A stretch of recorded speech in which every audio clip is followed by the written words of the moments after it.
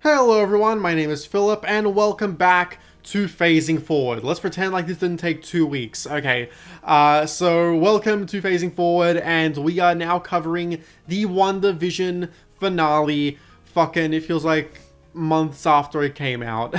And I'm of course joined, like always, by Zenith Warrior Princess. How are you doing, lovely, lovely lady? Hello everybody, Zenith Warrior Princess, the cutest of buns, and I've had a week. It's been a week. We've been working non-stop trying to get Yeah. Danganronpa done. And Just trying to get that godforsaken Danganronpa video done so we can kickstart the goddamn despair arc and just get the ball rolling. It's that goddamn that one video that we've just been persistent at and like we've had to keep delaying for one reason or another. But it's coming. It's coming. it's coming. It would be one thing if, I could actually finish the damn game and get out the footage, but it's taken, like, this is a 51 hours of footage that I have, and it's just, I want to be done, and I gotta upload it, and then I'm having problems with my computer because Kana decided to destroy the charge port, which was already a little bit buggy beforehand, but now Damn it's it, having Kana. even Fucking more Kana. problems. It's just like there's a lot going on this week, and so I'm trying to focus on what I can do right now. I've been super busy, haven't uploaded any videos like I want to do. I have a lot of archive stuff that I want to do, but the Danganronpa is all, everything is Monokuma. Yeah. Gotta get that video out soon. And it's coming. Current plan date is April 5th. May need to push it back a week. Maybe not. We'll see. I'm fingers crossed for April 5th, but we'll just have to end up seeing. As for this series, as for Phasing Forward, so here's the plan. Initially what we were going to do, as we've been talking in the past episodes, initially what we were going to do is that this episode was going to come out, within the week of the finale having aired.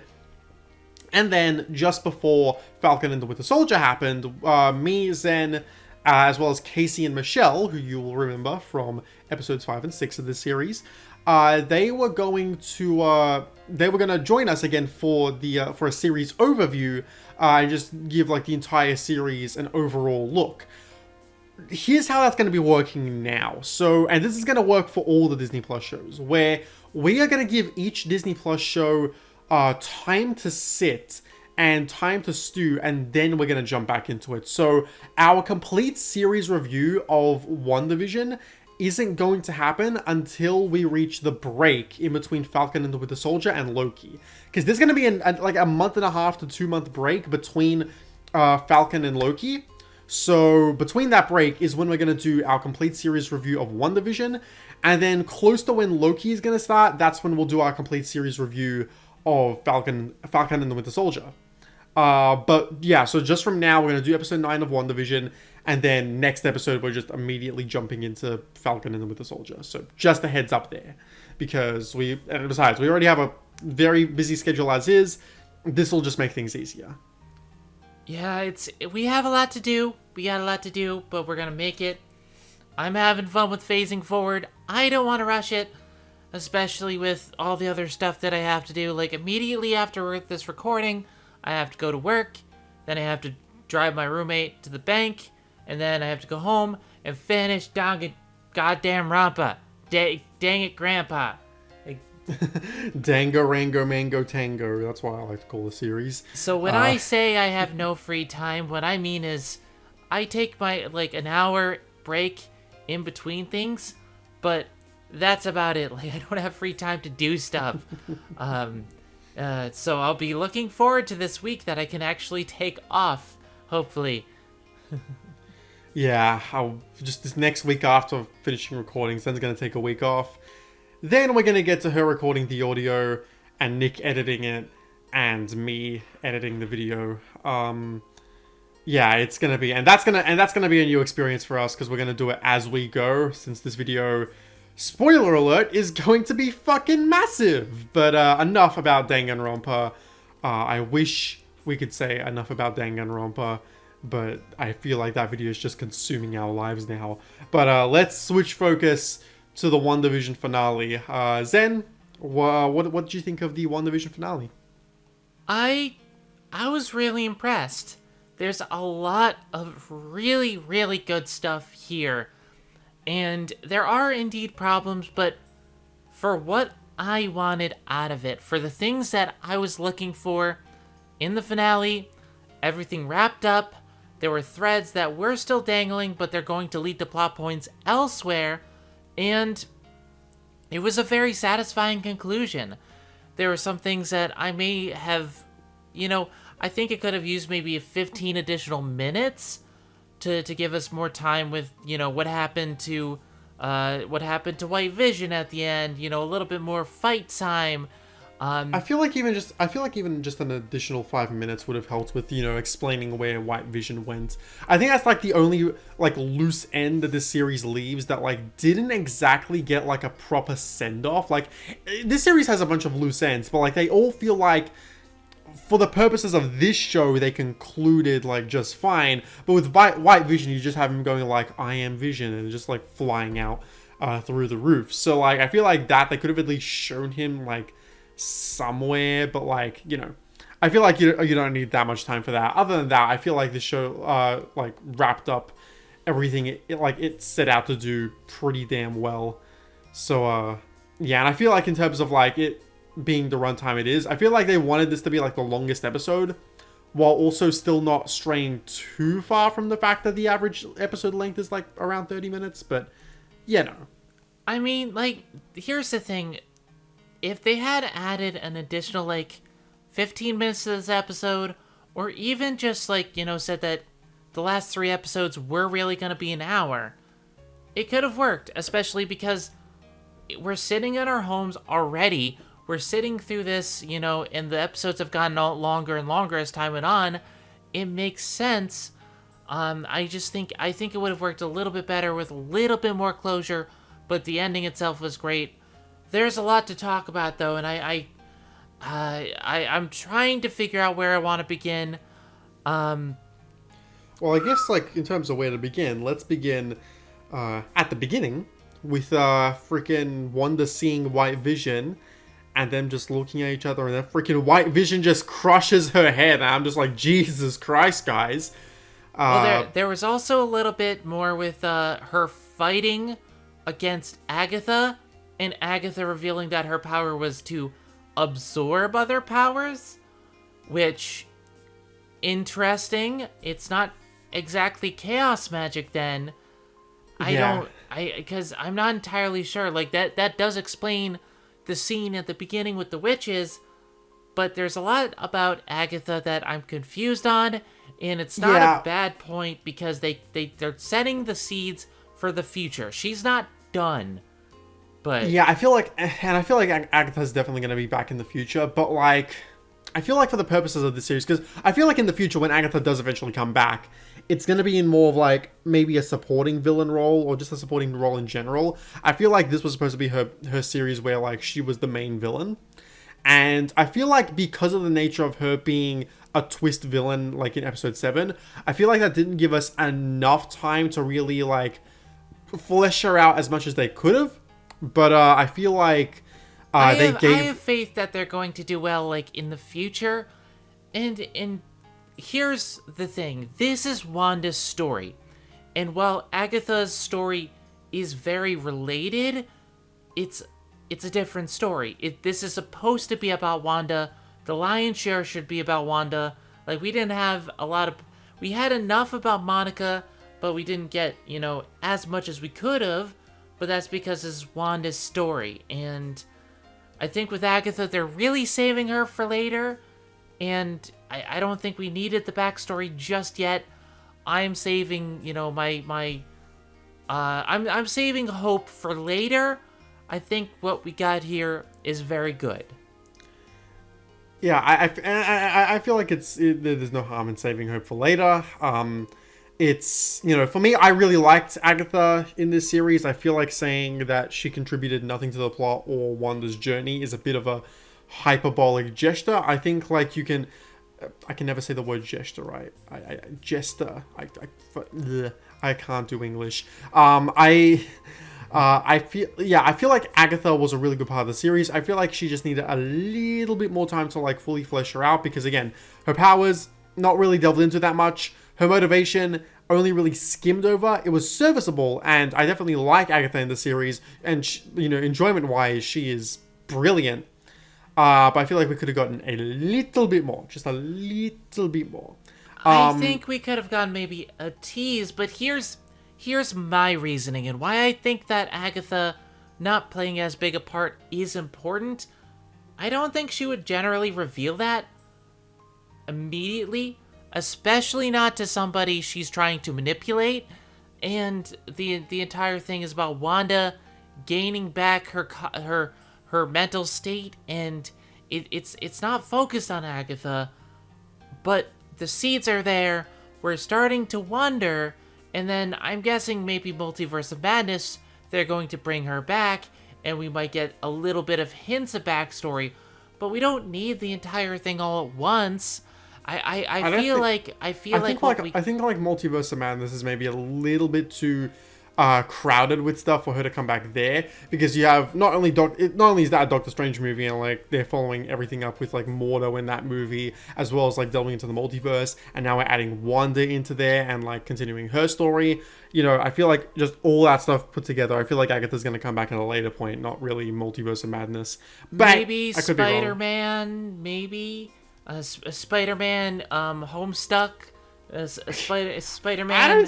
I don't see them bringing in that point in Spider-Man, especially because for as much as the Spider-Man movies connect to the MCU, it is very clear that Sony does also want to like market them as their own thing as well, just in case those bridges burn.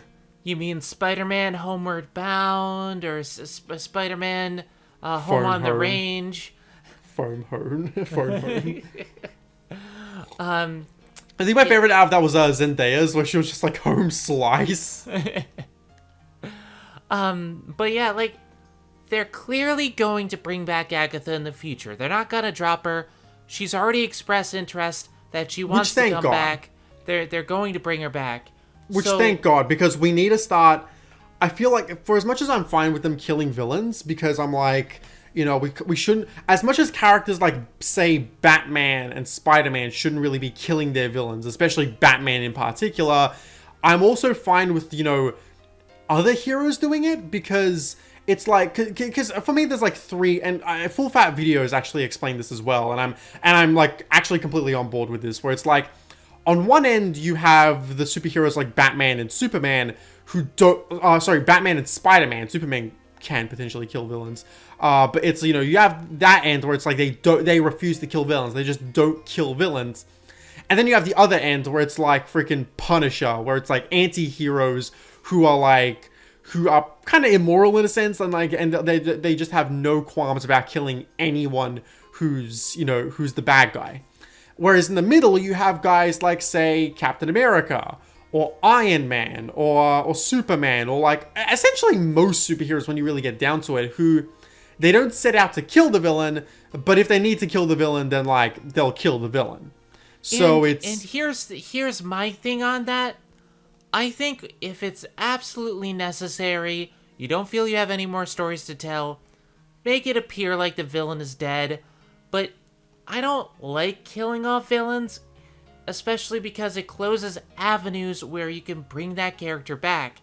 That was the point where I was gonna come off of, where I was like, I'm fine with the fact that they killed a lot of these villains, but there's also some villains where I'm just like, damn, you could have done like more with those more with those characters in the future, and now nothing is gonna happen. Like freaking Zemo, like take Zemo as an example. You didn't kill Zemo, and voila, now he's coming. Now he's coming back in Falcon and the Winter Soldier, and I feel like now more than ever, they should be building a rogues gallery. And I feel like, even with Falcon and the Winter Soldier, they still shouldn't kill Zemo, keep Zemo alive, or at the very least, US agent. Abomination is coming back. They're finally utilizing the Incredible Hulk again, aside from freaking Ross. And so yeah, just build up a rogues gallery so that not only you can do something like, say, the Thunderbolts or Dark Avengers, but you can also, just have villains around who are recognizable, you know? Not just have the heroes around that are recognizable, but also just a rogues gallery of villains that are just always there. I get that if the villains are always there and they don't die, then it can lead to repetition. It's like, okay, well, now we're just doing this song and dance again and again and again with these same villains. But then also the opposite is true, where if you keep killing villains, it's like, well, okay, like, you know, it's just we keep introducing these villains only for them to die off. It's like, you know, and like you said, Zen, we're closing off avenues.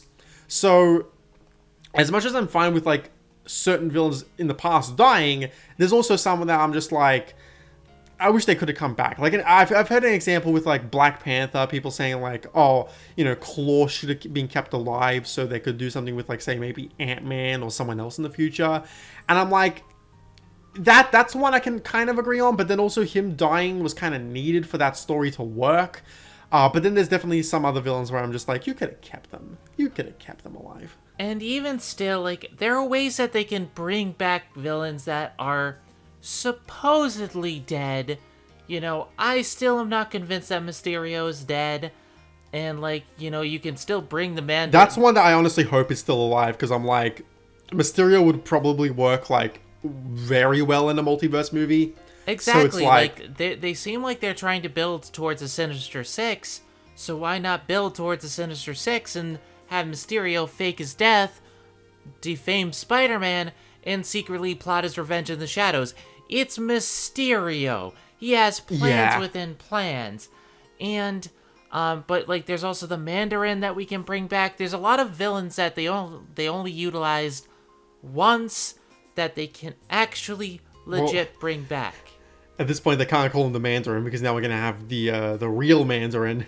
And if he kept calling himself the Mandarin, then the real Mandarin would just be like, okay, bitch, you're testing my patience. Do you want to die? Like, do you want to actually die? Like, we could have the real the real Mandarin. There are things that we can do. And I feel like now that we have this established history with Thanos, that phase is done. Let's have a new chapter where villains work together, because we haven't actually really seen that yet. Yeah. You know? I definitely feel like Thunderbolts or Dark Avengers should be like the next go. Like, it'd be nice to have like basically just like 3 different Avengers teams, like, you know, the new Avengers where it's all the adults, the young Avengers where it's like all the teenagers, and then the Dark Avengers where it's all the villains pretending to be superheroes. There's a lot of things they can do, but anyway, so there's a lot of good stuff with Agatha, in this episode. I love the fight. I love that what she's trying to do. I love how she manipulates Wanda, and we're not entirely sure if she really releases them or plots an idea in their mind, but like it's really clear that she just weaponizes all the pain and anguish and made people turn on her to make Wanda want to give away her power, and that was really powerful. And I feel like with the looks that everyone gave her at the end, I'm gonna suggest that like she didn't weaponize. She did weaponize them, but like I feel like she wasn't like putting anything into their heads. I feel like that was absolutely like just her breaking them free of, because you got to remember, like, when Vision broke like Norm from her control, he was absolutely feeling like, you know, fucked. He was like all fucked up from it. Like, and I feel like and besides also like the whole like we see your nightmares. I feel like that's not, well, that probably is something that Agatha would have implanted in their heads, or could have implanted in their heads. But I feel like the fact that it isn't is a little more interesting, because now, you know, you see just how badly Wanda has hurt these people, you know, and it's very powerful stuff, and I really love it. I love how, like, she's trying her best to control it, but, like, even that little bit of pain, like, it, like, chokes them. It's so powerful. Yeah, that was like, Jesus Christ, Wanda. So, like, the stuff with Agatha's really well done. I love the fight with Agatha, especially because she's taken down because of her little lore explanation about witchcraft and hexes. Love it. Well, I love it. Before we get to that, because I do want to touch on that. Before we get to that, I gotta, and this is where we're gonna start getting into like people's criticisms about the episode, because this episode has, although most people were generally satisfied by it, it was like, you know, and they generally like the series from you know, overall.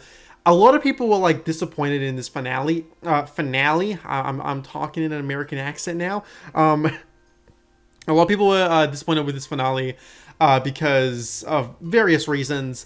And I've said before that a lot of the criticisms of this show are pretty dumb. Some of these ones are more understandable, but I just don't agree with them, you know. And like I said before, I don't want to make anyone's like make it out there like, oh, you can't criticize this fucking show. No, every show is like open to criticism. And it's like with this one, the ones I've heard sprung from the show since it was like over. And it kind of helps that like before the only really the only people who were really like giving, I was seeing criticisms, the only people who I saw giving like real big criticisms were people on Twitter. Whereas now, you know, actual like people are making like their actual like series reviews, and you can construct the opinions more like just vastly better. And I feel like that's helped in just, you know, conveying people's opinions better. And I was like, okay, yeah, that's, you know, touche. But let's jump into this first one, because there's a lot of criticisms. There's some criticisms where I'm like, I can see where you're coming from. I may not completely agree, but I can fully see it. And then there's some opinions which I just completely don't agree with. This is the first big one. A lot of people really didn't like how, with this series being as crazy as it was, and focusing on trauma and grief and focusing on all these different things, a lot of people didn't like how the last episode devoted time to just being, you know, big laser battle in the sky, and just feeling more like an MCU property than the rest of the series. I can see where a lot of people are coming from with this, but here's the thing. Okay, so like and I get it. Like this show, a lot of people say that this show didn't need a big fight scene. It didn't need a big action scene like that, and I actually agree with that. I agree that you didn't need this stuff. But also with, you know, with how they had set up Agatha and how they had set up the sword portion of everything, it's where the series was leading to in the first place. I would agree that it doesn't fit if they hadn't set it up prior, if it just came completely out of nowhere. But they had quite clearly set up some kind of confrontation from at least the past few episodes. And if it's not the direction that you would have wanted, I completely understand that. But the show, I feel, still set up to it fine enough.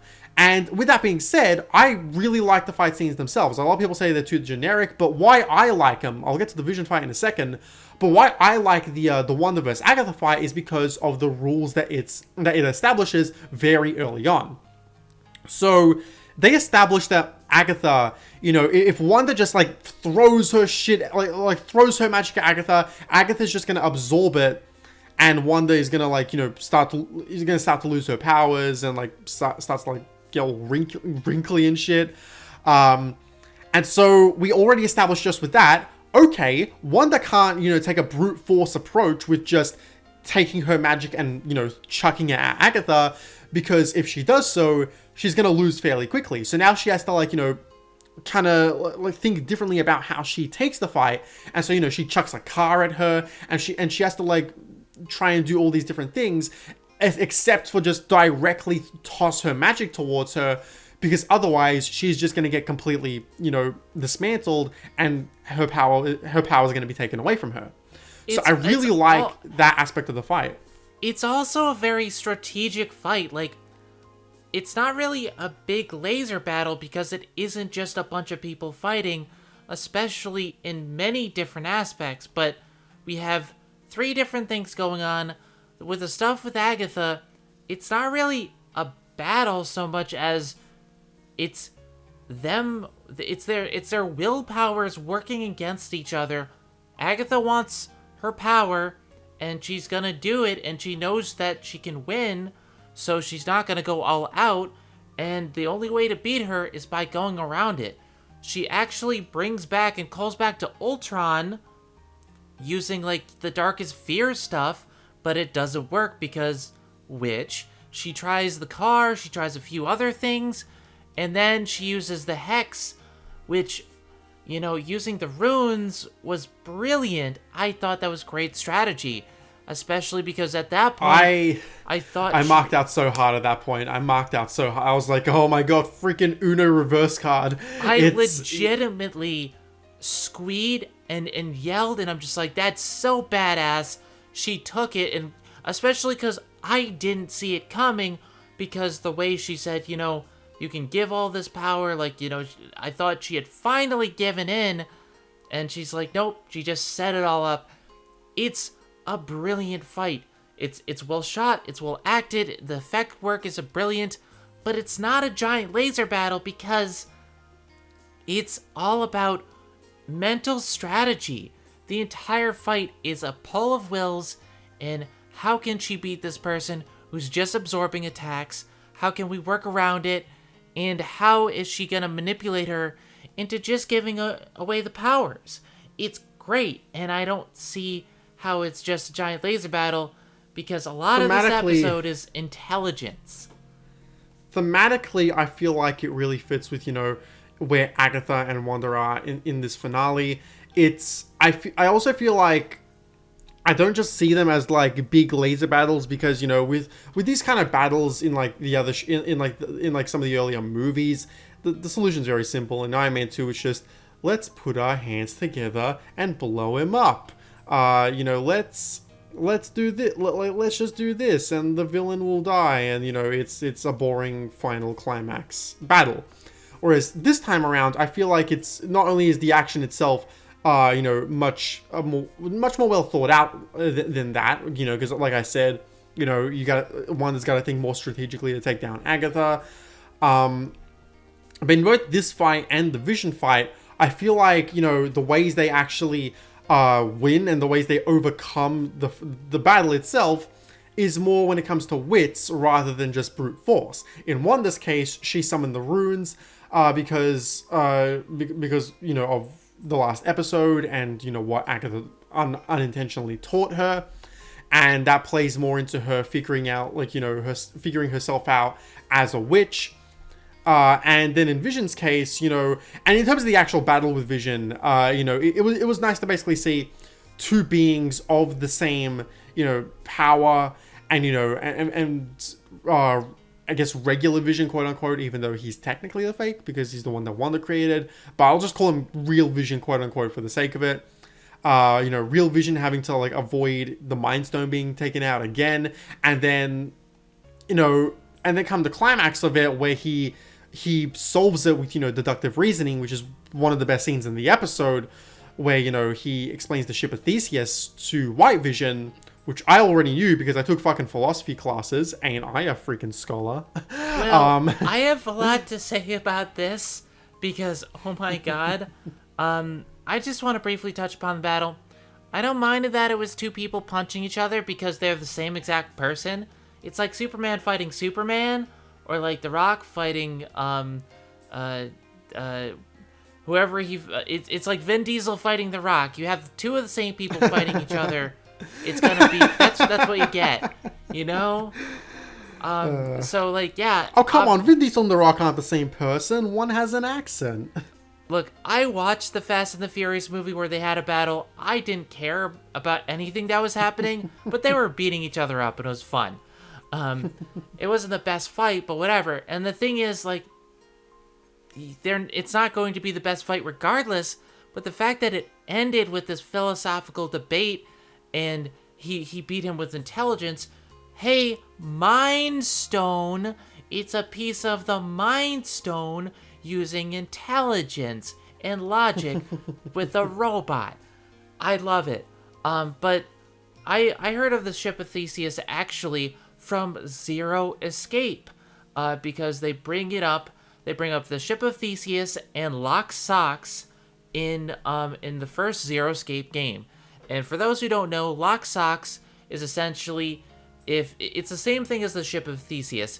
If you have a pair of socks and you get holes in it and you patch up the holes, and if all the fabric is never the original fabric at the end of patching and patching and patching, is it still Lock Socks? It's the same philosophical debate, and it's brilliant thematically because they are the ship of Theseus. They are both neither, like, both of them are the real Vision, and neither of them are the real Vision at the same time. Quantum mechanics, but, like, essentially, that frees up the programming for Vision to become back to basics, and I'm wondering if they're going to utilize White Vision and maybe, like, have him merge with the real essence of the Mind Stone. I'll be honest, I am glad. I'll say this: of all the ways they could have brought Vision back, because I was kind of like, I kind of don't want them to bring Vision back, because I'm like, I kind of like this series being there to, like, be his swan song, to, like, give him a more dignified ending than that Infinity War didn't give him, which was good, because Infinity War, the whole thing was with Infinity War was that Thanos was the king of dissatisfying endings. Like, you know, oh, Peter Quill is about to end his arc by killing Gamora and becoming a man. Haha, no, you're just gonna take Gamora. Oh, what's this? You know, Thor Ragnarok ended with Thor becoming the king and the Asgardians starting a new life. Haha, nope, let me kill half the Asgardians. Oh, what's that? You know, you're gonna give Vision, like, a noble death. Haha, no, I'm just gonna bring him back to life and kill him myself in my own way. So I have no problem with that. And I was like, okay, so we'll have WandaVision then to give him, you know, complete closure. So that for that reason, I didn't really want them to bring him back. But of all the ways to bring Vision back, having them utilize White Vision, which I was not expecting at all when Episode 8 came around, and to now, you know, to have, you know, the Vision that Wanda created, essentially, you know, talk to essentially talk to him face to face and convince him, like, you know, that neither of them is the real Vision, both of them are Vision, and, you know, to essentially, like, have all that, you know, take place, and to have White Vision still be in the world, that is, you know, the best way I feel like they could have brought back Vision. What I'm kind of mixed on, the part that I'm kind of mixed on with this, is that Vision, the Vision that Wanda created, essentially gives White Vision back all of the memories that were kept from his programming. And I was like, okay, well, this opens up a couple of questions. If Vision opened up White Vision's memories, then why didn't White Vision just go to Wanda, like, immediately from that point? Like, why didn't he just go to his wife? Is it because he now has access to the memories, but they're also, like, not exactly his memories because he's a new version of Vision? Why didn't he go to Wanda? That's something that could be explained later on. But it's also, like, I feel like if we didn't see, like, exactly White Vision getting his memories back, then I feel like that could have left things a little more vague. I feel like the fact that they showed him getting his memories back, I feel like, you know, there's story potential right there to, like, have a Vision, because the whole thing about Vision in the comics was that he was a version of, like, White Vision in the comics was that he was a version of Vision who was completely, like, reset and had, like, a new mind compared to the original Vision. So I feel like the fact if we're going to give him his memories back, the memories do not also. Here's the thing.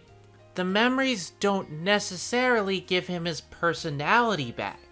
A large part of what made Vision Vision was the Mind Stone. That was his personality core. That was the whole point, is that they freed Vision, they freed White Vision from the holds that he had, but now he still doesn't have the personality. He's more of a machine now.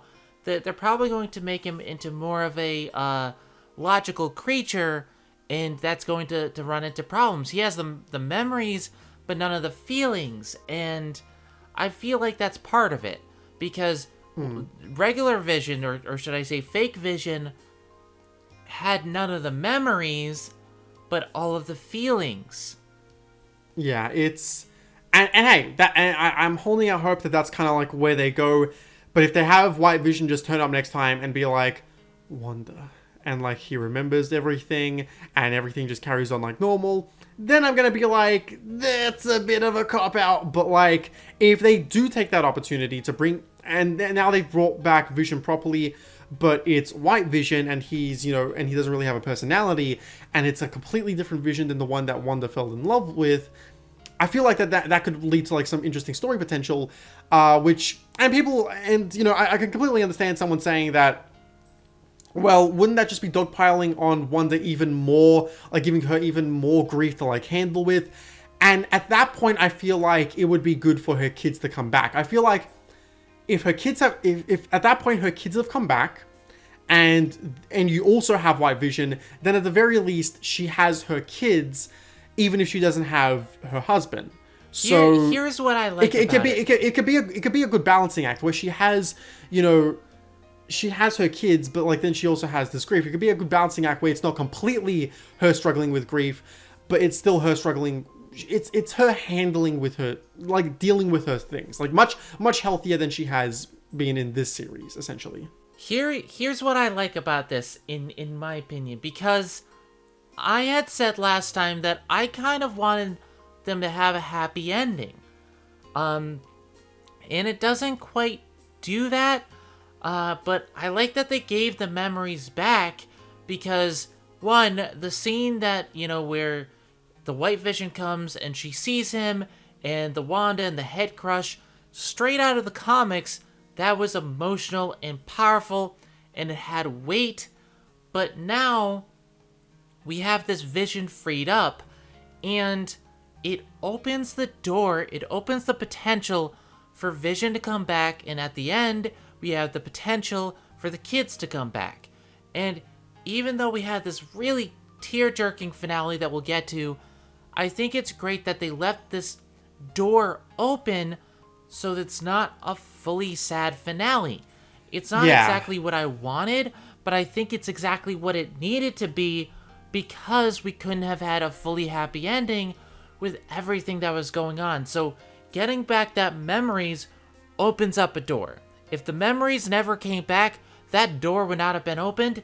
I would not have been satisfied.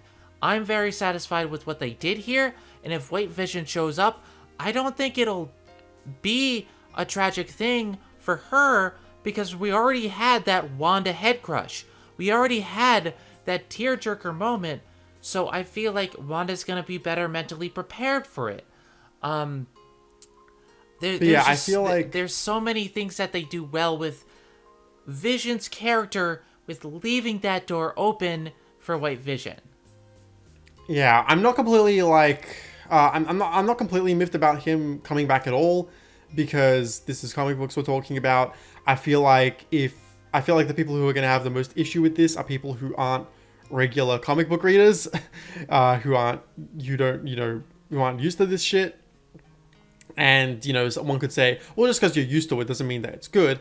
Yeah, I could see that point, but also I feel like you can bring back characters if it's for the purpose of a good narrative. Like, just because you brought them back, it doesn't immediately devalue their sacrifice or their death. You know, it all depends on context, you know? If they just had Vision come back and be like, oh, I'm back now, happy ending, and just basically just a snapshot happy ending, then yes, it would have been a slap in the face. But we're actually going somewhere with, you know, bringing Vision back. It's not just bringing Vision back because, oh, nothing matters, you know, we can just bring characters back to life, happy ending, yahoo. It's actually exploring stuff, you know, with bringing Vision back, both bringing him back via conjuring him up from Wanda's memories, and then also this, you know, now we brought the actual Vision back, but, you know, it's White Vision, so completely different personality. There's a lot of stuff that's explored here, where it's not just let's bring them back, it's let's bring back Vision, but he's tied to this reality. Let's bring back Vision, but he doesn't have his personality. And I loved the ending where fake Vision is just like, I was once a robot, I was once a voice, like an AI without a voice. What was the actual? Let me pull that up 1 second. But what I love is that, like, it's gonna make the moment, because like I just have a feeling like eventually we're gonna get like the proper Vision back in reality. Like, eventually we'll get that moment where regular Vision in reality gets not only all his memories but his personality back. He'll be back to normal, except he doesn't have the Mind Stone, of course. And I feel like with what we're doing now, I feel like because of all the stuff that we're doing Vision in the moment, it's gonna make that feeling of regular Vision coming back all the more sweeter, is the thing, compared to, you know, if we just brought him back just like that. I can't find the exact wording online, which is a shame. You have failed me, internet. But the ending where Vision basically says, you know, I was once a voice and I was a memory and all these things.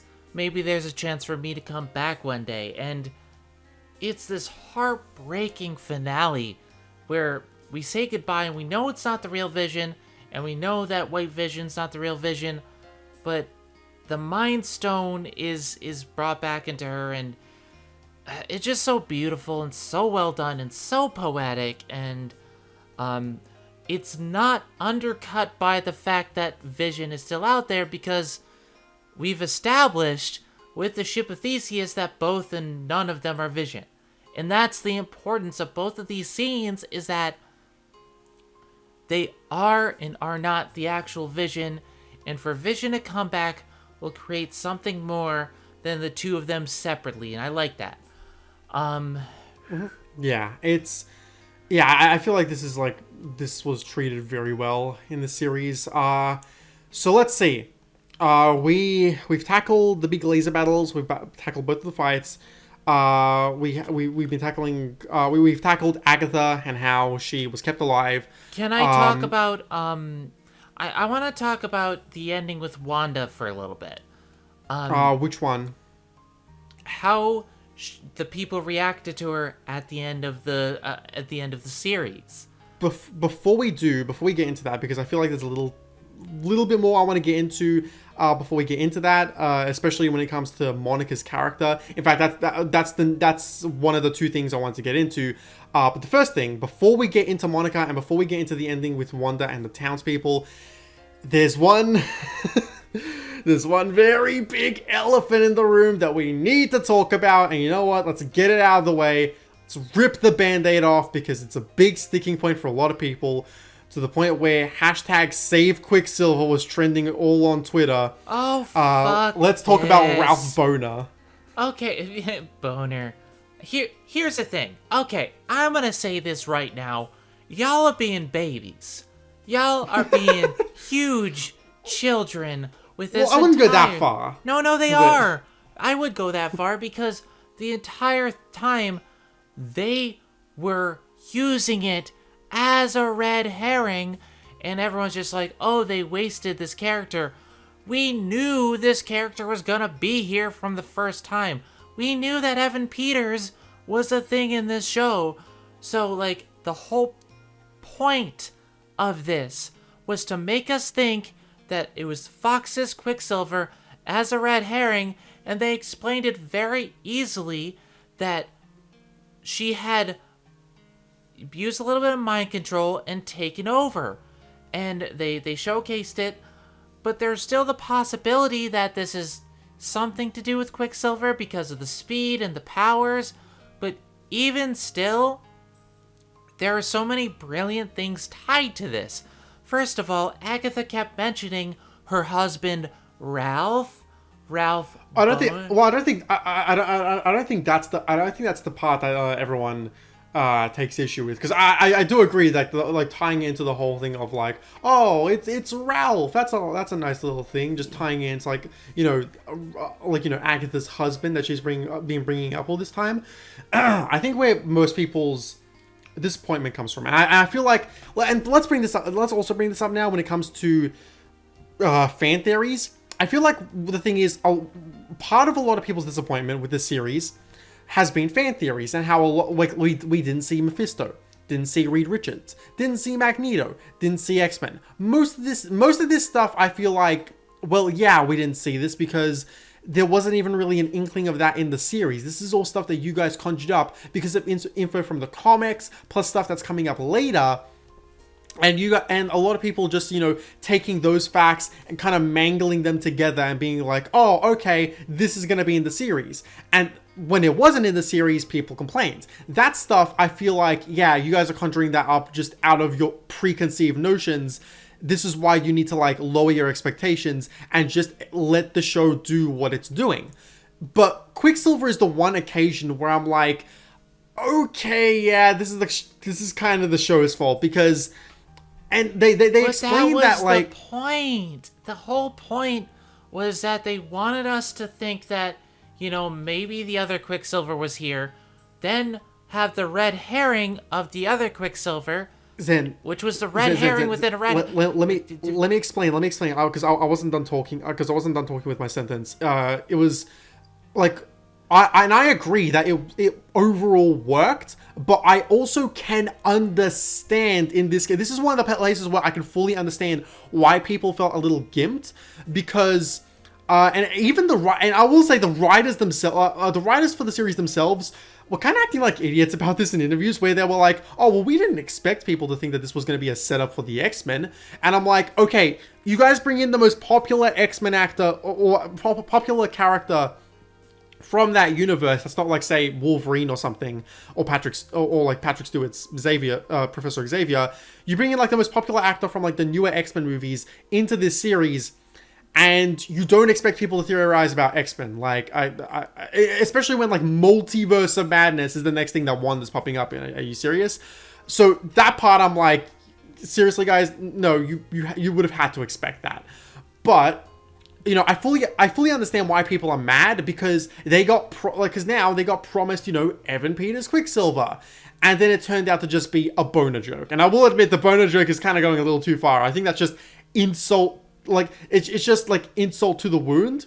No. But with that being said, let me please let me finish. Zen, let me finish. With that being said, the reason why it works, because I saw a lot of people saying this could have been any other actor and it could have worked just as well. This is where I'm gonna have to say no, it wouldn't have, because the whole point of it being Evan Peters Quicksilver, because if it was just another actor, you would have been like, oh, okay, well, so it's just an actor. Like, there would have been no mystery to that. It's like, well, okay, Wanda just freaking created a new one. Only then it's like, oh, okay, Agatha created a new Quicksilver. There would have been no, like, tension there, because it would have been like, okay, well, this is obviously a fake. And, like, you would have been looking at all those scenes like, well, this is obviously just a fake Quicksilver. Whereas episode 6, when Quicksilver's saying those lines like, come on, I'm your brother, you can trust me, you have that sense that, like, okay, maybe we can trust them, because the entire time you're thinking, oh, okay, well, this is the Quicksilver we already know from the X-Men movie. So there's a little bit of trust. So we already go in with that sense of trust because we've already seen this Quicksilver before. And then they reveal, no, he's just a random guy who Agatha controlled. There would have been no mystery there if it was just a random ass schmo who got turned into Quicksilver, because then it's like, well, what? Where's the mystery? Like, where's the mystery there? Where's, like, the sense of trust? Because we can't trust this guy now because he's just a random fucking guy. A lot of people said that they should have brought back Aaron Taylor Johnson for this, but then also it wouldn't have fit with the story that they told, Here's yeah. the thing. Okay. Yeah, can I yeah, you rant can speak, a little you bit? can speak, you can speak, yeah, you can speak now, because, like, you cut me off a little bit originally, and I was like, I wanted to finish off my point before you could segue into your one, so go Okay, ahead.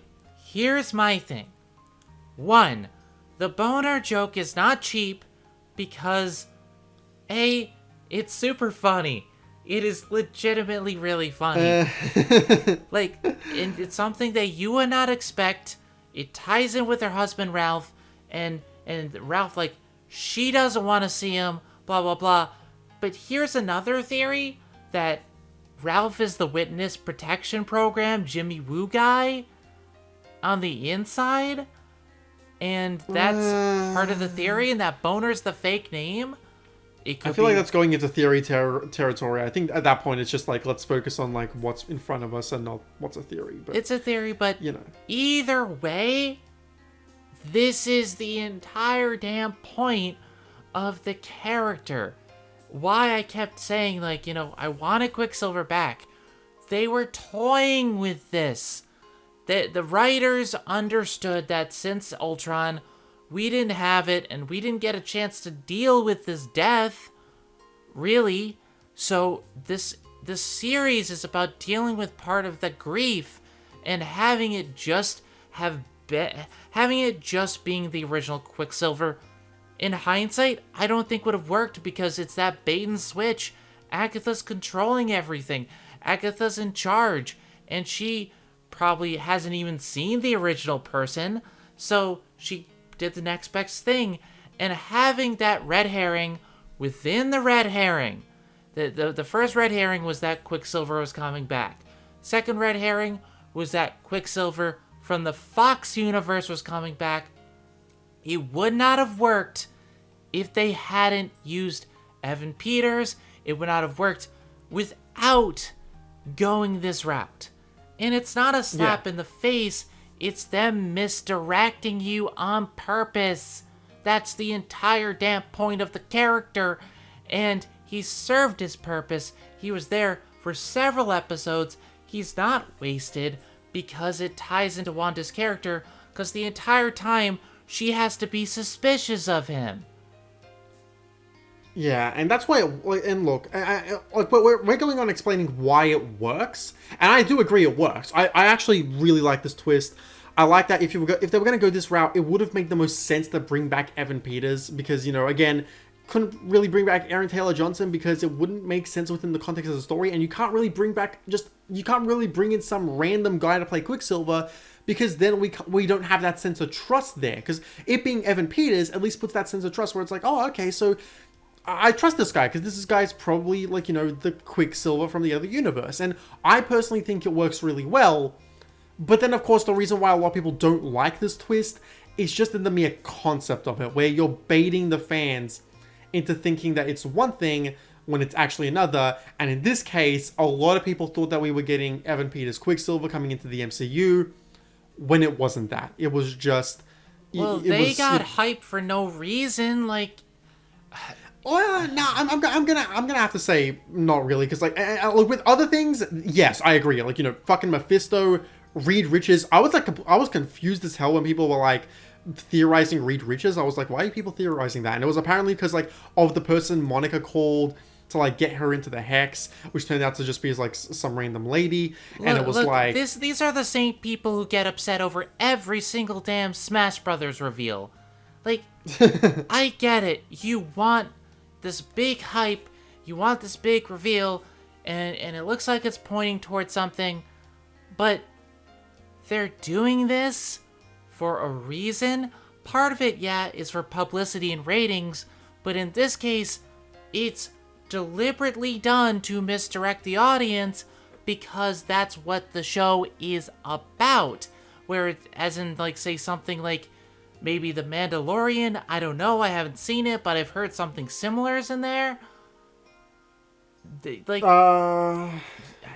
I don't know. I haven't seen The Mandalorian myself, so I can't really judge on that. Probably a bad example. I'm sorry, but like what I'm saying is, they're not doing this as a cheap tactic. It's part of the story, and I feel like just throwing it away as just, oh well, they were just using it to get you involved, is not something that makes sense, because it ties in. Yeah, I do not believe at all that they just did this to piss people off. Like that's thinking like really cruelly of Marvel, and look, Marvel's a corporation, like they're not your friend. I get it. But at the same time, Marvel's not just gonna like do this to like piss off their entire fan base. They did this with like, okay, we have a story in mind, and let's do this, and let's bring in Evan Peters to like add to that story. And yeah, I think it works. I personally get more so why a lot of people are mad, but I personally am not. And it's also just the fact that like, and I said this before, I said this a few episodes ago, but I'm actually really glad that this is the way it ended up panning out, because honestly, I just want a new cast for the X-Men. It's like, don't just use the original X-Men cast for the MCU, like bring in a new cast of like for the X-Men, because, you know, bring in like some originality with them. Like, don't just reuse the Fox X-Men cast, have a new one to establish as the MCU X-Men. But that's just me. I'm honestly just sick of every single episode the discourse going to, this show sucks now because they did this one little thing. And I'm just like, guys, like... It feels like the further we went into the series, the more the headcanons really started to like skew people's attention away from the main, like the actual main point of the episode. So like we touched upon this last time, but like the people who just wanted it to be a sitcom the whole time, and the people who wanted to be this, and here's the thing that you have to take an approach to as a critic, but also as someone who wants to watch something for entertainment. You are not the showrunner. How you want the show to go is not how the show is going to go. So you can speculate, but don't be disappointed if the way that you were gonna do it doesn't happen. If it's legitimately what you don't like, that's completely fine. I don't mind that, but what gets me is when people criticize the show for being something that it never was going to be. And look, when it comes to execution, that's a completely different story. It's like, execution can be done badly, and you should definitely criticize the execution of ideas. But like, just because a show doesn't do exactly what you want to do, like, it doesn't mean that it's inherently bad.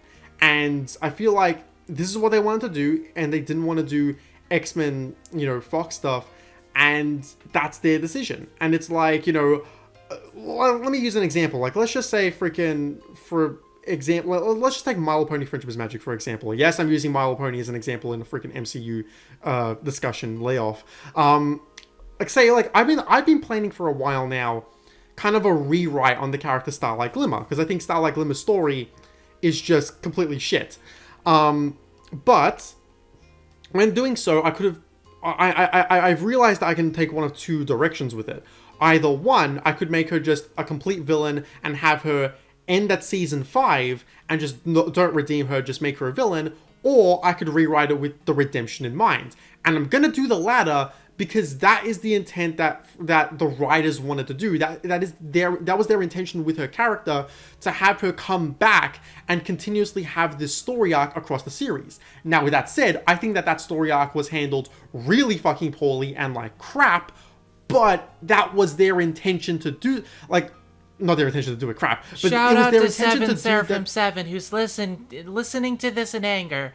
I'm sorry. I'm sorry, Seraphim. I know you're gonna comment on this video saying like, "Oh, great, more Starlight hate." I'm sorry, Seraphim. We're not shitting on you. It's okay. I still love you. We still love you, man. Can't wait for your comment on this video.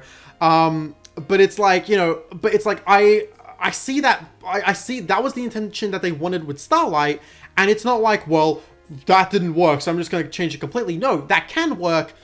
I just think it was executed badly, and I feel like we should focus on execution more than ideas. Now, some ideas are inherently bad, but most ideas out there can be handled, well. You just gotta have the right execution. And if you think the execution for some of this stuff in WandaVision was poor, then that's a different story. Yeah, that's completely understandable. If you just don't like it because it didn't do the ideas that you wanted it to do, then that's kind of where I take issue as well, honestly.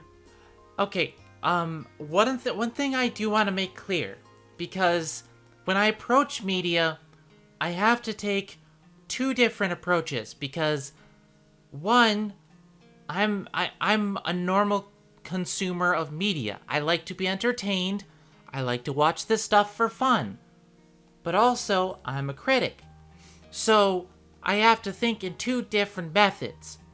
And what I'm always doing is it entertaining? Did I enjoy this product? So the initial viewing is usually, did I enjoy it? What did it do right? Stuff like that. I can put into my head. Second viewing is usually critical view.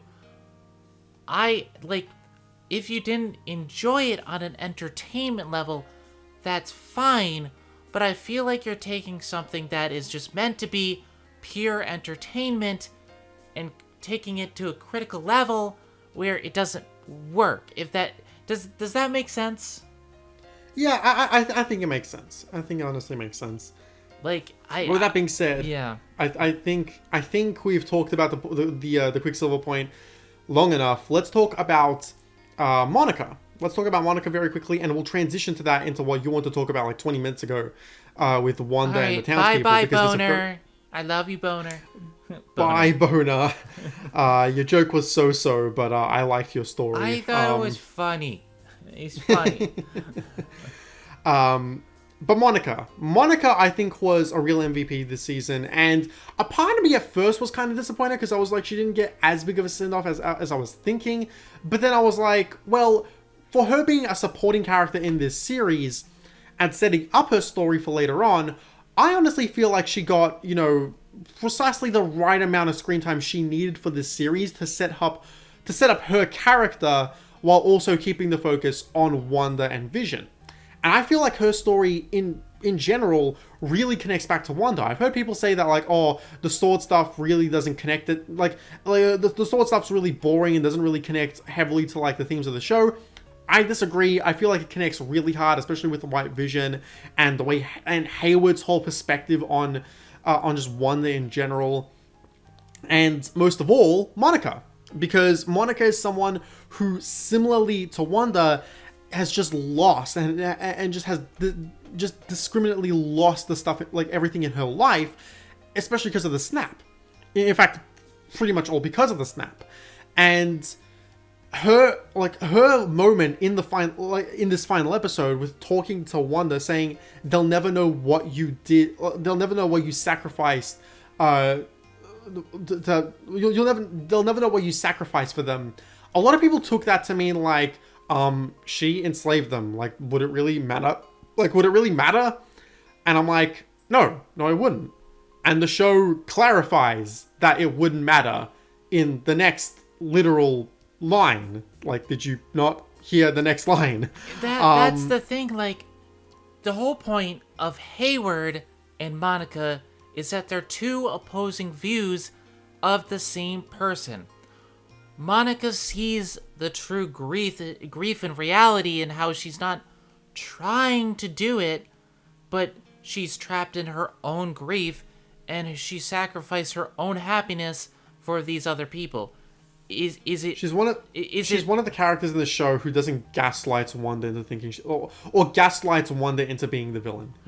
And that line, like, they'll never know what you sacrificed for them, is not about the townspeople.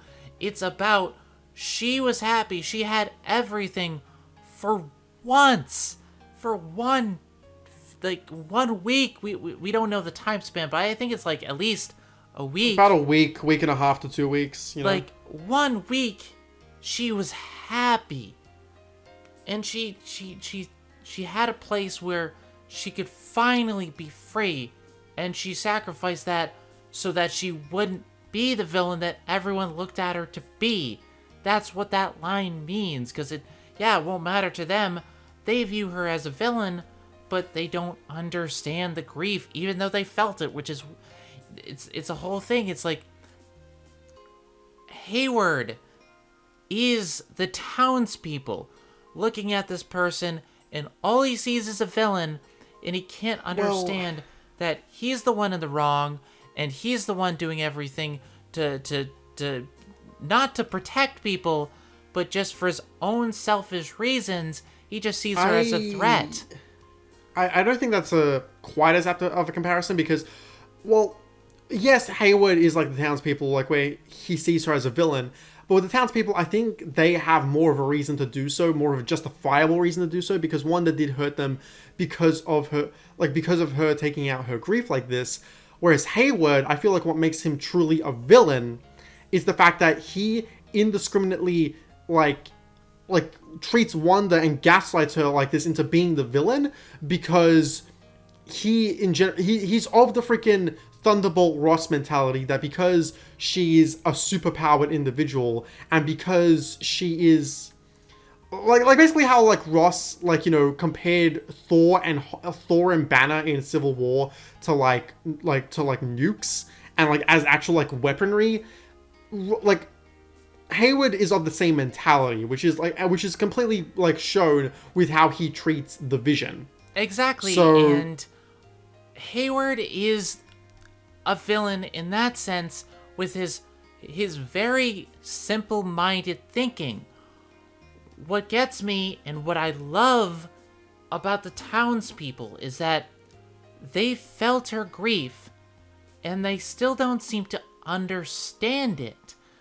And the thing I love about this, and why I love that they still shun her at the end of the series, and they treat her as if she's a monster, is that this is such a real-world parallel to people suffering from any sort of mental illness, be it depression or whatever, where the people seem to think they understand, and they've been around people with the grief, and they seem to understand, but they shun them for behaving a certain way. And it's very real world, and I applaud them for going this route, because in reality, people aren't just going to understand, and Monica is that bridge, is the only bridge, and it works so well. It's one of the better scenes of the episode. And I feel like at this point we're kind of ramping down. We of course have the final scene of the episode, or the end of the episode, where it's like, where Vision says goodbye. We touched on that before. I love the callback to the comics, where I think in Vision's second appearance, they had the moment where like even an android can cry, and we see Vision crying in this episode. Like, I was mixed on, like, are they gonna save the kids for being saved later on, or are they gonna like keep them alive here? I was more leaning on, like, if you could remember from one of the previous episodes, I was leaning more on like they could probably die at the end of this series and then bring them back later. That seems like exactly what they're gonna do, so kind of cool that. And then by the end of the series, we transition with the police coming and Wanda flying off. Just not now. She doesn't have her kids. Doesn't have her husband. She's alone again, but she got her farewell this time, and now it's time for her to she has these new powers. She has nothing else to do or live for now. So really all she can do is, look into these powers and see where it takes her. They also they name dropped that she's supposed to rival the Sorcerer Supreme, so she might go to him. We don't know. I feel like the fact that they name dropped the Sorcerer Supreme is like, that's going to be the catalyst for her going to Strange in the first place, and then in Doctor Strange 2. So yeah, I feel like that's going to be the whole catalyst behind that. There's a lot of stuff there, but also one thing I do want to bring up: the kids went to bed before they were erased from existence, and the stinger at the end is her hearing them. And I forget who said the theory to me, but something about like her kids could be trapped in like Nightmare by one of the villains there. I think it has ties to Mephisto. I don't know, but like there's theories there. But the fact that she hears them could either lead to Mephisto or somebody else. But the thing is, these doors aren't closed, but they're not cheaply, closed. And we got some really good closure for these characters, and it's really well handled. I wanted a happy ending, but I'm not upset with this. I feel like having this bittersweet. I feel like having this bittersweet ending fits for this show, and then as we go on, we can like work towards that happy ending. I feel like now that we've hit peak sadness with Wanda, I feel like the ending being bittersweet is us going down that hill of leading to a happy ending down the line. Which, because again, I've said this before, her kids aren't staying dead. Like, they're gonna do Young Avengers down the line. They're gonna want to have Speed and Wiccan in the Young Avengers, especially Wiccan, seeing as he's one of Marvel's more prominent gay characters in the comics. They're gonna want to do Wanda's kids. So that's, they're not staying dead. In addition to that, we have stingers. We have set up for Captain Marvel, it seems, or Secret Invasion. I'm leaning more towards Secret Invasion, if only because... and here's because a lot of people are like, oh, well, they're hinting more towards Captain Marvel 2 with that. I personally think Secret Invasion, because at the end we hear that Nick Fury is the one who's calling for Monica, and Secret Invasion is coming out before Captain Marvel 2, and if Nick Fury is calling for Monica, you know, at this early on stage in the MCU timeline, I feel like it would make more sense for that to lead to Secret Invasion and for Monica to be a supporting character in that series. And maybe that's where she can become Spectrum or Photon, whatever name she decides to go with, and then she pops up as that hero in Captain Marvel 2. So I'm leaning more towards Secret Invasion, but we'll just have to end up seeing. But yeah, like there's closure here, there's threads leading to elsewhere, but this is clearly just the first chapter of a larger novel, and I'm not going to write things off. There are certain things that have not fully been explained, like Jimmy Woo's inside man, Quicksilver's powers. Like, I don't fully believe that Agatha gave him the super speed. You know? Like, yeah, we're gonna have to see for that. There are little things here and there. The manifestation of the kids, was it still her? And, like, there are little things here and there that can be expanded upon. And I was satisfied. I do have some issues. I feel like it was a little bit too short. Could have gone for, you know, another 15 minutes. I feel like Vision kind of left too abruptly. We needed at least another scene with him. Yeah. I feel like that's my only thing, because of all the problems that I've heard for this show, or for this finale in particular, I feel like the one that I'm the most like in agreement of, and that I'm like, yeah, that should have had one more scene, is White Vision. I'm like, I feel like his exit was too abrupt. I feel like that's the best way to put it. It was a great scene, fantastic scene. I feel like we should have gotten at least like one little short scene with him, probably near the end of the episode, maybe like after Wanda flies away from Westview, just showing that, yeah, White Vision's still out there, and just closing off of that for later, because otherwise he doesn't really get a send-off. He flies out the church, and that's it. We never see him again after that. So it's, yeah, feel like we could have gotten a little bit more closure on that front. But other than that, I really like the finale. It's not my favorite episode of the series. I still feel like my two favorite episodes of the series are episode 5 and episode 8, but especially episode 8. Episode 8 was just freaking chef's kiss. I thought this was fantastic. I am a little bit miffed. Like, I love that Darcy took out Hayward like a chump, but she kind of disappears after that scene, and it's just like, okay. I guess the saving grace in that is that Darcy is coming back. Like, Kat Dennings has already said that her character is going to appear in more content after this. Yeah, so that's the saving grace. I feel like another scene with her would have been great. And I feel like they could have addressed Wanda talking to the townspeople. It's okay that they don't understand, but she should at least have said something to them, like apologize, and maybe they don't accept that, and that could have been like just a little thing there, you know. I think at that point she just realized, like, anything I could say to them isn't gonna matter, because I hurt them so badly because of this.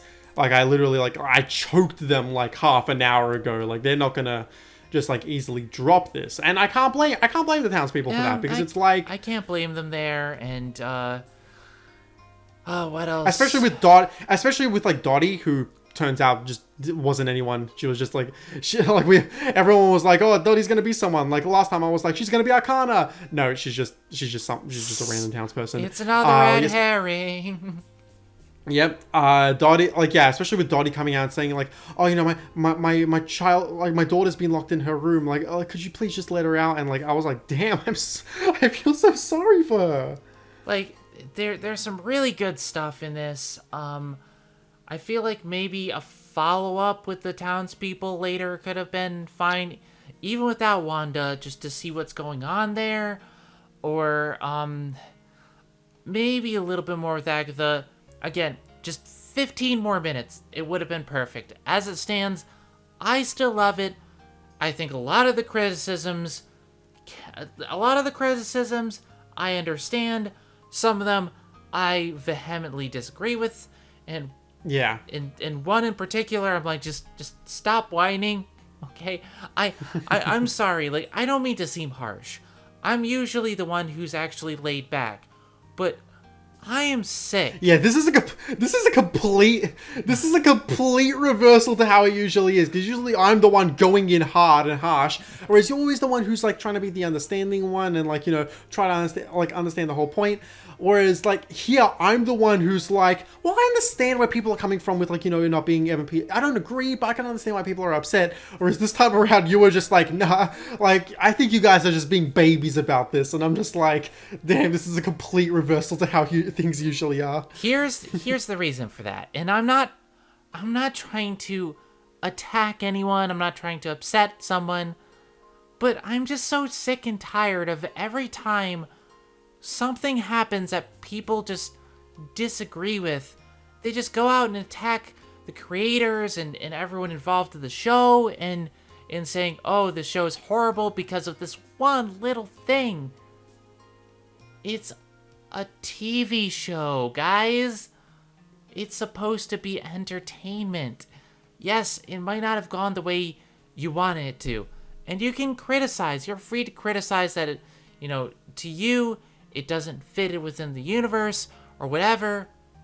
But this is the show that they were trying to tell, and just saying, oh, well, it completely sucks now because of this one little thing every single week. It's tiring. I'm sorry.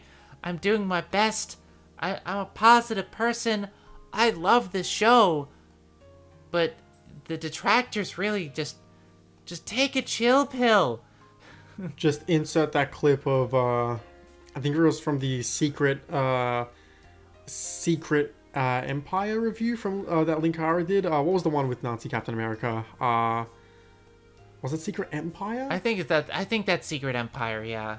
Yeah, it was the clip from Linkara from that episode with him just yelling and, you know, don't attack the creators. Just insert that, because that's exactly, you know, that's the big thing. Takeaway. It's like, you can criticize all you want, but every week it's a new thing where people are just like, we are attacking this person because they did this. We're gonna start a hashtag because we want change. Release the Snyder Cut, you know? And this is why I don't mind the boner in the room, because it's a TV show. It's supposed to be fun. It's a boner joke. You're not supposed to be taken seriously, and But yeah, I'm the type of person who likes, you know, I can look past certain things. It's why I like, you know, movies like Tomorrowland. Problems, but overall I think it's really good, but people shit all over it. It's like, it's a movie. But yeah, that was WandaVision. We're done. First series of Phasing Forward completely done, except for the complete series review, which we're going to do after Falcon and the Winter Soldier. Reiterating that right here. We're doing that after Falcon and the Winter Soldier. That and the Falcon and the Winter Soldier complete series review. The complete series review of both of those will be happening in the 7-week break in between Falcon and the Winter Soldier and Loki. As well as our review of Black Widow, you know, if Black Widow actually gets released in May. So, you know, you never know at this point. It could be pushed back to July, or it could stay where it is. They're aiming for it to be released where it is, but we don't know yet. We'll just have to see. But the WandaVision complete series review will be in that break. The Falcon and the Winter Soldier complete series review will be probably within the week of Loki's release, just to give us some time on that so we don't completely burn ourselves out on Phasing Forward. But yeah, that was WandaVision. In general, I'm going to save most of my opinions for the complete series review, but I love this show. I completely love this show. You know, if we're going to count the Disney Plus shows as, like, if we're going to count them alongside the movies because they directly tie into the movies unlike all the other TV shows, if we're going to do that, then, you know, this is top 5 for me. This is top 5 MCU for sure. I love this series. It's not completely perfect, but I adore it. I think the ideas it has, the way it executes them, it's brilliant. I love this series.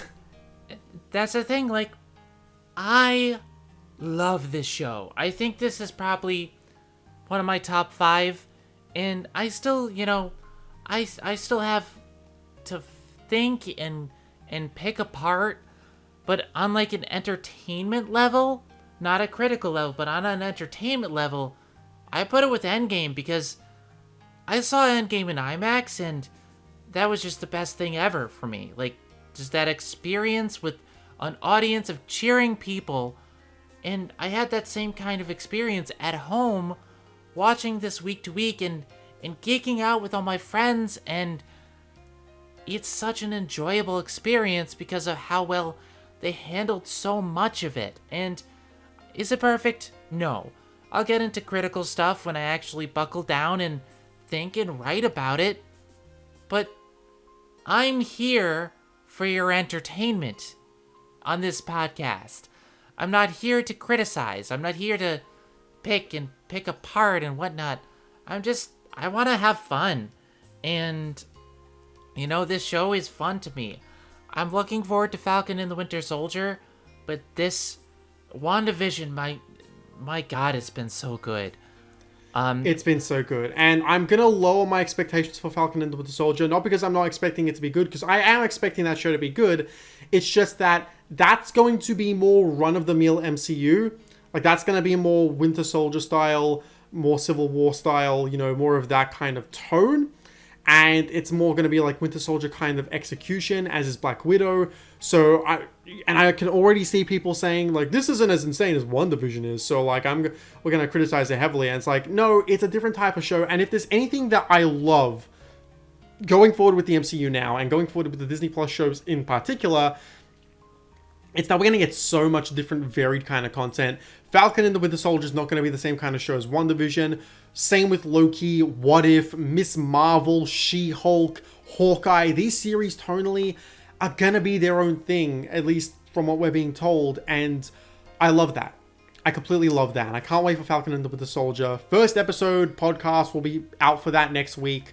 We're going to focus right now on footage and getting everything, footage for Danganronpa 1, getting that all done. So hopefully by the time Zen gets that done, and as we're, uploading it for myself, so I can use it for the video, we can, in between all that, we can record our podcast for Falcon and the Winter Soldier episode 1.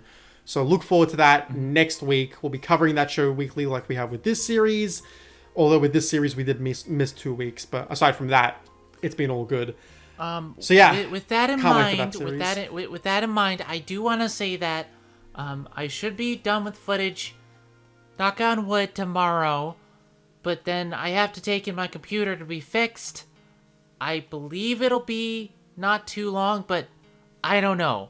And that's before I actually record the audio for stuff that's going on in the Danganronpa review. So I don't want to promise the world. I'm sorry it's taking so long. We're going to get it out, and we're going to get the backlog bit by bit, but kind of broke my charge port, so, I got to fix it. Kinda. But with that being said, thank you to those who have been watching this series as it has been coming out, and we are far from done. In fact, it's only just the beginning. This is the beginning of Phasing Forward, the first series. And when we come back, WandaVision will return with the complete series review in, when's Falcon and the Winter Soldier ending? It's ending in a month and a half. So sometime in May, probably like early to mid-May, that's when you're going to get the WandaVision complete series review. But for the time being, next time, we're heading into Falcon and the Winter Soldier. So with that being said, everyone, I'm Philip. I am Zenith Warrior Princess. The Kana is now in trouble of buns. And we'll see you all next week for Falcon and the Winter Soldier. Take care, everyone. Bye-bye. Have a good one, everybody.